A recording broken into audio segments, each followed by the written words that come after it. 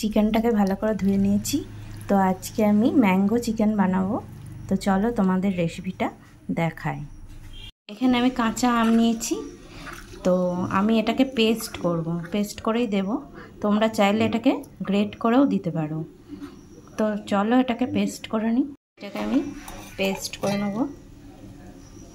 এখানের জন্য এখানে আমি একটু নুন দিয়ে দেবো, আর এখানে দেবো হলুদ গুঁড়ো। বেশি কিছু দেব না ম্যারিনেশনের জন্য। কাঁচা আমটা যে পেস্ট করলাম এটা দিয়ে দেবো। এটা দিয়ে করে এটাকে মাখিয়ে আমি এটা আধ ঘন্টা মতো রেখে দেবো। এটাকে আমি আধ ঘন্টা রেখে দেবো ঢাকা দিয়ে। আলু নিয়ে নিয়েছি। তো তোমরা চাইলে এটাকে অ্যাভয়েড করতে পারো। ফার্স্টে আমি আলুগুলো একটু ভেজে নেব।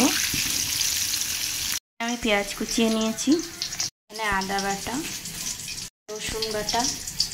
এখানে আমি ফোড়নের জন্য গোটা জিরে, লবঙ্গ, এলাচ আর তেজপাতা, টমেটো কুচি। মশলাটাই তেল ছেড়ে গেছে। এবার আমি চিকেনটা দিয়ে দেবো, ভালো করে কষাবো। একদম রেডি করে তোমাদের দেখাবো। যে এই যে দেখো ম্যাঙ্গো চিকেন আমার একদম রেডি। কালারটাও দেখো খুবই সুন্দর এসছে। আর এখানে টক টক ঝাল ঝাল করেছি একদম। তো বন্ধুরা তোমরা জানাও কমেন্টে কেমন লাগছে আমার এই ম্যাঙ্গো চিকেনটা দেখতে। Thank you.